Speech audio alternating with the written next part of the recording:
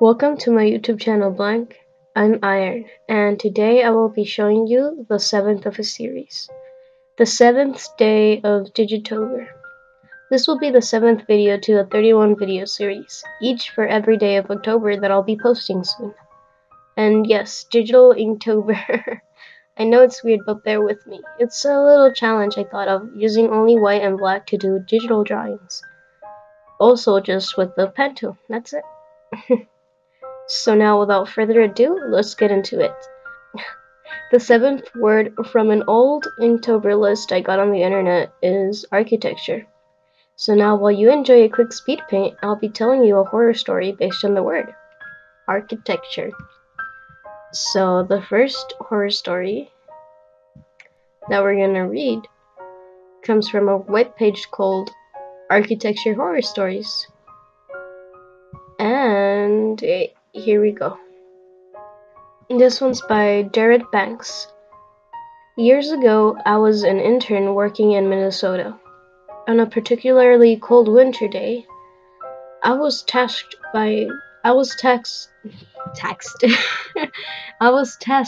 with measuring an old mansion. The homeowners were gone, so I had the house to myself. It wasn't until I'd been outside long enough for the cold to seep through my gloves and boots that I realized I'd locked myself out of the house.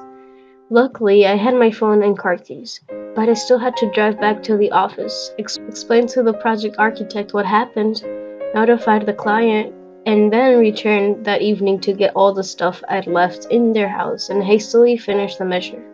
No ghosts, no goals, but an inter-horror story. You bet. Okay.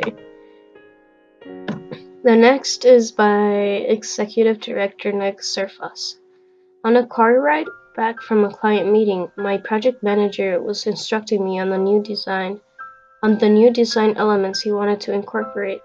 When I said, "I'll try," he replied, "Show me someone who's trying and someone who's sleeping, and I can't tell the difference." So much for feeling confident in my job. That's the end of that horror story. The next one is by Manager of Examination Development, Michelle Khan. Serving an existing building that had been vacant for many years, walking through the pitch-dark basement with just a flashlight, hearing a mysterious drip, drip, drip in the corner. And that's it. Okay. Wow. Great story. Okay, next story is by the Director of Examination, Jared Stern. I needed to perform an existing conditions assessment inside a maximum security prison, and was being checked in before being escorted to the secure area. My voice is really bad, I'm sorry. As part of the process, the guard applied what turned out to be an invisible stamp on the back of my hand. After asking why he did such a thing, I received a horrific answer in a rather calm voice.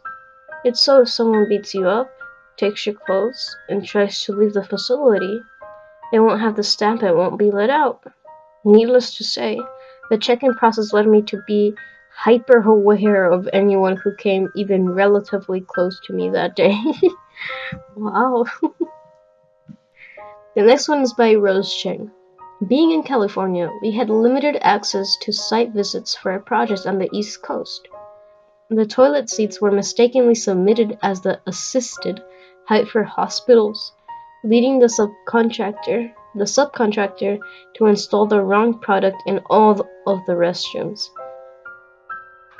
We only realized this when we were doing the punch list less than a week before the tenant was going to move in.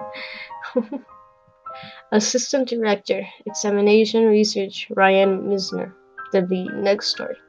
While on a construction site, I once saw a guy fall off the scaffolding and have a piece of rubber go straight through his leg. Oh, that was scary.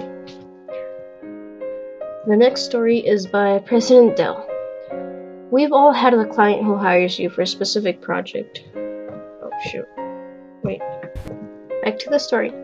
We've all had the client who hires you for a specific project. You develop a detailed program, complete schematic design, the design is approved, and then the client decides not to complete the project, and they don't understand why we need to be paid for our work. The next one is by manager Kimberly Tuttle.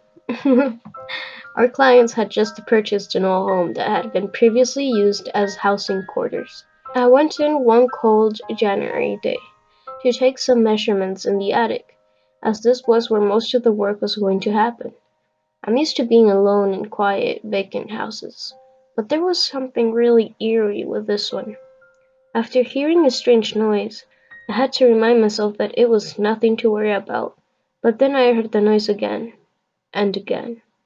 I ended up leaving before I finished taking the measurements. The next time I went back, I made some excuse to my boss about him needing to look at something because I didn't want to be in there alone. I guess this video is going to be a short one because there aren't really that many scary stories about architecture. So I'll leave it at this before I bore you with some other not horror stories. Yeah.